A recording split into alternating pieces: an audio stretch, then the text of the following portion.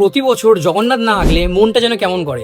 আগের বছর একটি গেঞ্জিতে পেন্টিং করেছিলাম এবং খাতার মধ্যে ব্লু বল পেন দিয়ে একটি জগন্নাথ ড্রয়িং করেছিলাম। আর কিছুদিন পর রথযাত্রা, আজ আমি রথযাত্রার একটি কম্পোজিশন এঁকে দেখাবো। আমার আজকের ড্রয়িং মহাপ্রভু শ্রী জগন্নাথ দেবের সঙ্গে শ্রী চৈতন্য দেবের ভালোবাসা ও ভক্তির গল্প। আপনি কি জানেন শ্রী চৈতন্য মহাপ্রভু একদিন জগন্নাথ দেবকে দর্শন করেই এমন প্রেমে বিভোর হয়েছিলেন যে তিনি মন্দিরের মধ্যেই অচেতন হয়ে পড়েছিলেন।